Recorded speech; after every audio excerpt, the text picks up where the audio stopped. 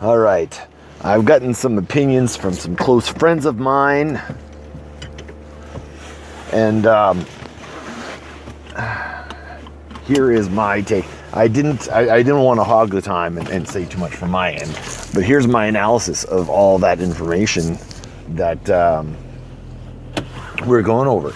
So with Sony offering a division of theirs up for sale, I'm trying to see, is it coincidental that they're trying to make themselves more profitable, and it's just a position that if Disney buys the Fox Entertainment side of things, that it is, it's just fortuitous, or is it just, was there a grand scheme? I don't think there's a grand scheme involved, but I think the idea of Disney buying Fox lends credence to the whole idea that, look, we're going to be running a streaming service and we want to have as much content on there as possible. And when you're looking at all the film studios out there, to be able to have an opportunity to buy an entire catalog of movies to supplement what you're going to be putting onto your streaming service. So if your Disney streaming service only has the properties it currently owns, it's still not a bad thing. But when I look at the content that's on Amazon, their streaming service, there's not a lot of stuff there. And I mean, how do you build up that brand? I mean, there wasn't any streaming service before Netflix, and when Netflix came out, because there had been nothing like that, I mean, they were able to work licenses out with multiple different studios over multiple different movies and multiple different TV shows. So they were in a very unique position as, well, no one else is doing this. Yeah, sure, you guys can have this show. Here's the cost to put this on your streaming service, blah, blah, blah. And then there you go. Now you have Netflix. So now Netflix was the right idea at the right time, ahead of the curve, and they became the gargantuan monster that they are now as a result of it. They were trying to be innovative back in the day, and at some point they were sending videos out to your home. This is during the rental days of renting movies, and you could actually just rent the movies online, and they would ship it to you, and then you just ship it back and throw it in the mail. Really cool concept, but it was at the tail end of the whole renting. The whole rental business has gone under, and now that was an innovative way to look at something to try to take it to the next step. But I think the streaming service was an outlier from that. There's like, well, how do we do what we're doing? How do we make that work in a different way, thinking outside the box? And that's what eventually became Netflix, in my opinion. So taking a step back here, we're looking at Disney wanting to expand their portfolio, which they've always done, and that diversity that they have really allows the film studio to make movies and to take risks more than they've been able to in the past. Now, Disney have always taken risks. Sometimes they're calculated risks, mind you, but they're a studio that's always taken risks. Creating animated movies in the first place, when there wasn't really such a thing, that was a huge risk, a huge investment of dollars. But once they finally released their first film, their first animated film, it made a ton of money. It was ridiculous how much money that movie made, and it needed to make a ton of movie just to break even. The cost of animation was incredibly high. And why do it when you can build sets, hire actors, production people, and do that for a lesser budget? You could literally, there was no reason to animate a film from any standpoint. It didn't accomplish anything. At least that's what the vision was. So when they did it and everyone loved it, it's like, well, this is you can be more fantastical in animation. You can do so much more. So Disney's always taking chances. Pixar is another example under their umbrella as well. That's a studio that takes, that's taking leaps and bounds and faithful, using faith, you know, we can do this. You know, well, we don't have the technology. Well, let's just figure it out. Let's just do it. And that sort of attitude of the company is really what I think makes Disney different than other studios. But to take the chances they've done with the Marvel movies, to take those chances is costlier. There's more budget involved. And if you want to make a movie like Black Panther that's coming out next year, you really need to have the dollars behind it, because if you can't execute properly on it, it ain't going to look good. You look at Lord of the Rings as an example. Now, that was a big gamble. That was one of the biggest gambles in cinema history. And it was a gamble that paid off. But, you know, they took the time and the care, and they didn't just say, hey, let's just take a chance of something. No, everyone committed. And that's the thing. If you've got a vision and everyone commits to that vision, I think generally you're going to do well. So if Disney keeps acquiring more companies and puts them under their umbrella, I think what that's going to bring forth is more ability to take chances. You're going to have more ability to take chances in each company within the portfolio. That's what I'd like to see. But having their own streaming service, they're also going to be able to execute in different ways on television that they currently can't really do. I guess they could do it, and they could sell a series to Netflix, you know, and get Netflix to pay for it. But I think they want that control to make sure that there's a level of quality. Because I'll be honest, there's a lot of Netflix stuff that comes out that is phenomenal when they're allowing the director to do what they want. But there's, you know, an equal amount of misses. But I'm not going to take that away from them at all, because they are taking chances. But I think Disney, they just want that platform to be able to do that. And really, that's the one area with TV programming or Netflix-style programming with, you know, 8 to 13 episodes. I don't think they can currently do that on an ABC or something like that, which they also own. I believe they also own. So at the end of the day, though, from a nerd perspective, I think the big thing that comes out of this, that all my nerd friends are talking about, is that gets them the rights to some Marvel properties that are not currently home with Marvel Studios, which includes the X-Men and Fantastic Four and all related properties that relate to them. So there's a whole cosmic side to the Marvel Universe that is tied into the Fantastic Four and or the X-Men. And Marvel would love to get their hands on it. But I like that Marvel is playing hardball a little bit and not just saying, hey, there's a respect for quality in their films that they're going towards. And they're not just going to broker a deal like Marvel used to do in the 70s, 60s, 70s, 80s, where they would broker a deal just to make a buck. They're only going to broker a deal if it's going to not tarnish the name, the Marvel Studios name. So good on them for holding out. Like the whole negotiations with the Daredevil and Ghost Rider and trying to get Fantastic Four back, and then, you know, some of those rights lapsing back into Marvel. You know what? The waiting game actually really paid off, in my opinion. To be able to get Daredevil on Netflix and have that show be as good as it was, but being a Marvel property and not belonging to anyone else, I mean, that was a huge coup. But I think Disney also wants to have their own distribution arm and be 100% responsible for the distribution. And currently on TV, they have ABC, and they need that other outlet to really make it worthwhile. So what does this mean? We got Marvel. We have the X-Men and we have the Fantastic Four reverting back to Marvel in this case. And Marvel Studios will own the rights back to their characters, and they can do whatever they want with it. But what are they going to do with it? If they can actually get this deal and buy Fox, what are they going to do with that? So there's a couple of ways to look at it. They could keep those universes separate from the Marvel universe and do some sort of, okay, we're going to cap it off here, it's going to finish off here, and this is it. So maybe have an end to it. I think Fox is foolish to let it go, even though I'd like to see it revert to Marvel. It's a foolish decision to let it go, because the X-Men movies, Deadpool, all that stuff, they've made billions of dollars, and they're just going to let it go for whatever the price is. Even if Disney buys Now keep in mind, Disney bought Lucasfilm for $4 billion. Okay. What do you think they would buy Fox films for? Now, sure, Star Wars has 6 films.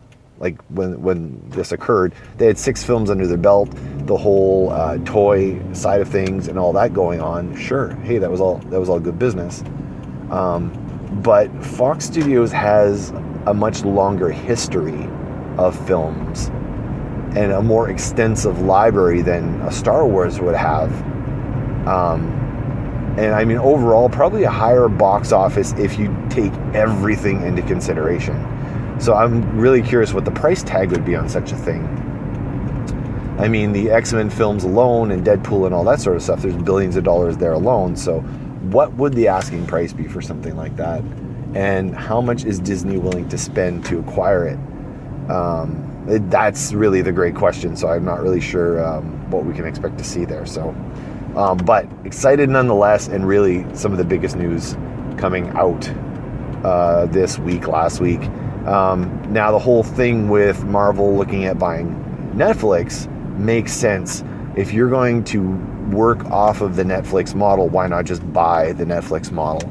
Because in my opinion, and I'm a huge proponent of Netflix, to the point that I've cut the ties with cable years and years and years ago once we, went full time on Netflix. I'm happy with the Netflix service. I don't like the delays for waiting for things on the Canadian side of things when the American side gets things faster, and I don't understand why on the legal side why that is the case. But it ain't broke. Netflix ain't broke. It works very well. It does very well. There's nothing wrong with the system. So if you're going to emulate someone else's system, you're going to have to make it incredibly better, or you could just buy their system. So it's up to people what they want to do. Anyway, I'm going to cap it off here. We're going to talk about some other news soon, but I want to wish everyone a safe and happy holiday. We'll talk to you soon. Goodbye. See you on the flip side. Well, hello. Well, good evening, sir. How are you? Good. Awesome. My brother from another mother. Yes. Yes, sir. I don't have a retort. That was... No. Yeah, that was, that just came out just like that. Yeah. I'm spontaneous that way.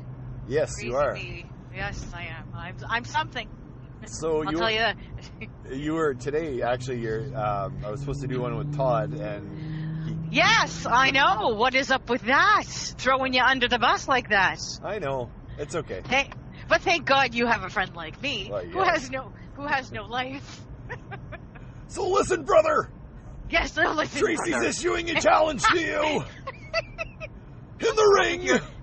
Is something wrong with your voice? Yeah, I think so. It's a little bit of laryngitis. Are you sporting a nice handlebar mustache? I might be, brother. And you're at any moment you're gonna tear away your shirts and that's not a good look though. Well, I tear away. My shirts get torn all the time, but it's usually my kids yanking on them. But yes. it's not as heroically as Mr. Hogan might. But it's more like daddy, daddy, daddy, daddy, daddy, daddy, daddy, daddy. Yeah. Yep. Yes. Yep. So you were going to sub in on what he was going to talk about today. All right. What am I talking about? We are playing headlines today, and the headline is, you're going to report on the headline I give you, but you're not going to probably have any information on what the article is. Probably not. But you're still going to offer your valued opinion. Oh yes. So because you know what opinions are like. They're like anyway, candy. Yes, that's exactly it. Yes. Oh, they're round sometimes. Yeah. Most of the time. But anywho, all right. Awesome. So what's the headline? So the headline is there's two headlines that actually are one. So the headline is that Disney is in talks to purchase the entertainment side of Fox, and what that means for the industry. Most specifically, Ratner getting his claws into that too, huh? Oh, don't bring that guy up. I hate that guy. hated him even when he was cool. And now, Yes. Whatever. So now he's extending his tentacles into the Fox. So you have is a that little. what I'm understanding? No, maybe you have some other insight that I don't have. But particularly, what I was interested in is Fox owns the Marvel Comics rights to the X-Men and Fantastic Four, which Marvel Studios does not have the rights to. Oh, well, that was the whole thing. Because they weren't able to kind of combine universes because Fox had a stronghold on. You see, I actually do know what I'm talking about sometimes. Okay, so the other half of the headline, which ties into this, which I just found out about 2 hours ago, and I just had a heart attack. Yes. Was apparently Disney is looking at buying Netflix as well. And there's negotiations going on there. I wouldn't be surprised. Because... Sorry, go ahead. So I'll let you talk. No, I'm just saying because, Netflix has become such a juggernaut. I remember... Okay, this is me going off on a tangent again. Like, la, la, la, la, la. Oh, I have ADOS, attention deficit. Oh, shiny. So anyways, yes, I remember back in the day when actually Netflix wanted to, was it buy Blockbuster? Yes. And Blockbuster was like, yeah, I don't think so, little pipsqueak. Yep. Run along now. Yep. And where are they? I totally recall that, actually. But and truly Netflix, well, it's part of the vernacular, popular. I'm gonna Netflix that. Netflix and I was gonna say, it's become a verb like Google. I'm gonna Google that. I was referring more to Netflix and chill, but anyways, this is a family show, so.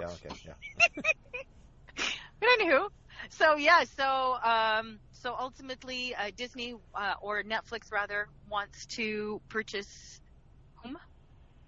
Huh? Again?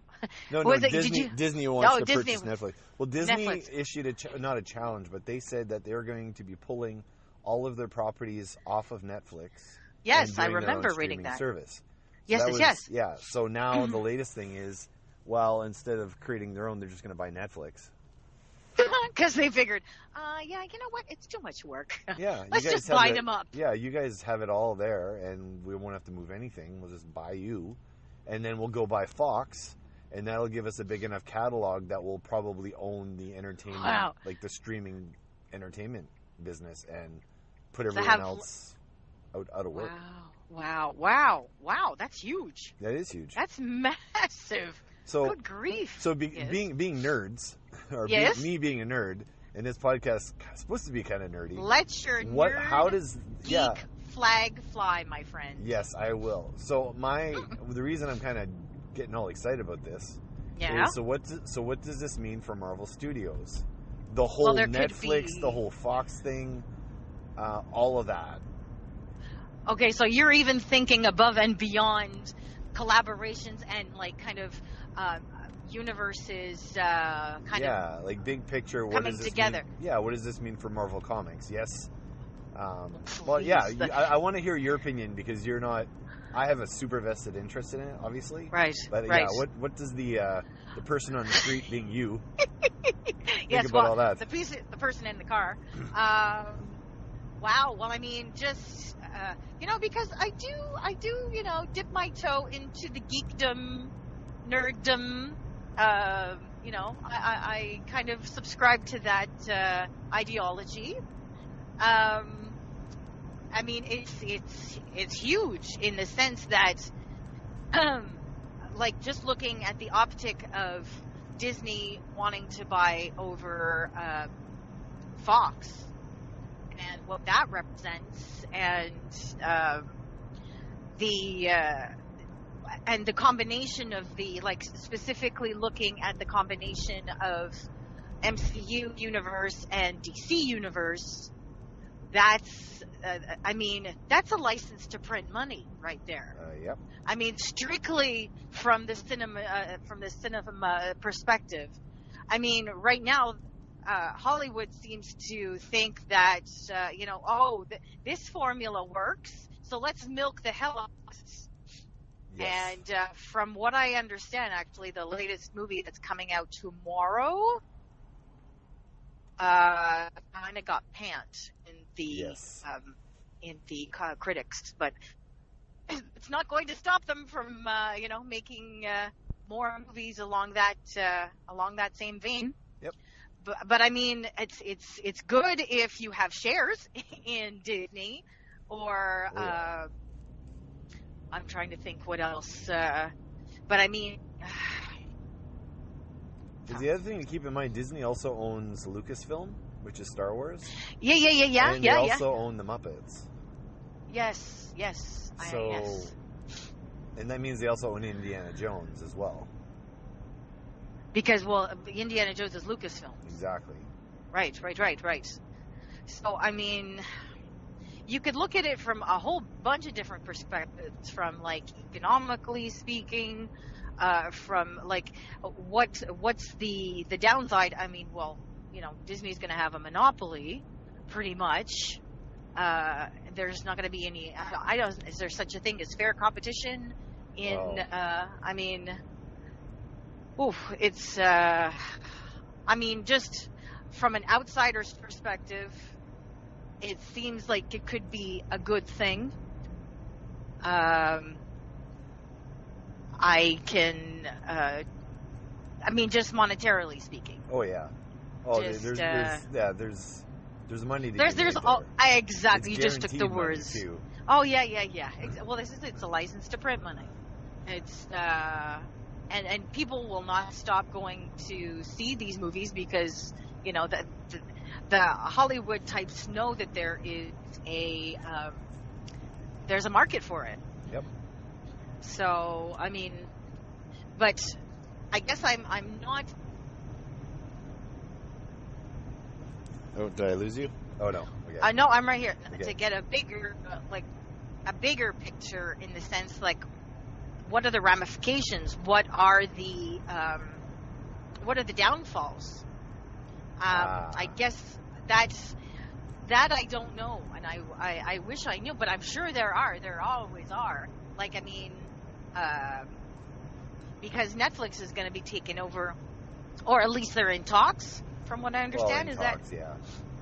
Okay, so it's not a done deal, but it's, I mean, at the size of Disney. Yeah. I mean, what kind of money are they looking at? Do you know? Oh, that I don't know. Well, I did, like I said, I literally, this guy in the lunchroom told me, and I was like, I was trying to find some headlines, but I'm at work. Yeah. But this guy's a nerd as well, so. Yes, I was like, oh my god. He's a culture aficionado. Yes, there you go. There you go. So I guess pop culture aficionado. Yes. So from my perspective, the one thing that my community always talks about is when is Marvel Films going to get the rights to all the Marvel characters that they sold off years and years ago when Marvel was facing bankruptcy. Like, really? This is way back from the 70s that some of these characters are gone. Like Spider-Man has been like all over the place, and people just Marvel would sell the movie rights to their characters for like $1.50. Right, right. Just to keep afloat for right, years. right. Mm-hmm. And now they're a financial juggernaut. Maybe you can enlighten me as to the occurrence of, or at least the Spider-Man showing up in the I'm trying to in the Avengers, the last Avengers movie, like. Yeah, so the Marvel rights are still, they bounced around over several studios, but the current studio that has Spider-Man is Sony, and they have not been willing to give up the rights to Spider-Man and give him back. Why would you? I mean, even their crap movies make almost $1 billion, Mm-hmm. So yeah. why give it up? Well, this is it, exactly. It worked, so but if it ain't broke, don't fix it. But they also know, they're also smart in that we can raise the cachet of our character, because we've kind of run the mill and we're starting to lose traction with the character from a financial standpoint and a creative standpoint. How do we spruce it up again? So they actually worked the deal with Marvel, where they could share Spider-Man. So so Spider-Man in the Avengers movie was Marvel run, and then what they did is, okay, well, we'll work on this movie with you together to do a Spider-Man film, which they did. The Homecoming. Yeah, Homecoming, which was, I don't know if you saw it or not, but it was really I have yet good. to see it. Yes, I've heard excellent things about it, actually. It was really, really good. And it was the top grossing superhero film this year? Last year? 2017. Yeah, whenever it came out. It was a top grossing film. It actually outgrossed Wonder Woman. By a bit. Wow. Yeah. That's saying something. That's globally speaking. Right. Yeah. Wonder Woman didn't do as well globally as it did domestically. Okay. Interesting. Yeah. So anyway, so that was a joint venture between the two. And it's the crossover. Was that was the first incidence of crossover between studios? Cross promotion, right? Exactly. Yeah. And the thing is, they both get to make a ton of money off of it, because Marvel, I don't know how much they made off the movie itself. Like, it was a brokered deal, so they wouldn't have made as much off the movie. But the licensing, the toys. Oh yeah, the stuff, after sales. Yeah. Like, as an example, like when the Star Wars movie was released, like the latest revamp, the movie made like $1.5 billion or whatever the heck it was. Wow. But they made, I think they made $2.5 billion in toy sales, like toys and everything else. Oh yeah, I believe it. So there's obviously a big end. And to be able to put Spider-Man into an Avengers film, or into the Captain America film, for example, raised the box office for that. So. Oh, significantly. Well, yeah. I mean, like, I'm sure that all kinds of, as I like to call them, pop culture aficionados. Yep. Like to. I mean, that would have probably set them over the top, in the sense, like, this is awesome. This is kind of a taste of what we're looking for, or basically panning to the crowd, I guess, in a sense. Can you hang on for 1 second? Yeah. Thanks.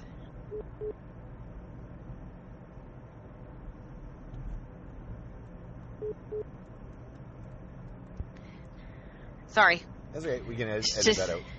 Okay. All right. No, it's just because I'm with I'm just about to meet up with my sister. Oh, cool. Wow. But anyway, almost home, so that's good timing. That works out well. Okay, excellent. So yeah, I guess so. Yeah. So the deal. So the deal is, Marvel's going to make a lot of money. Sony's going to make a lot of money as a partnership. What a great freaking idea! But yes, Spider-Man still belongs to Sony for all intents and purposes. Okay. For now. For now, until they get bought out by.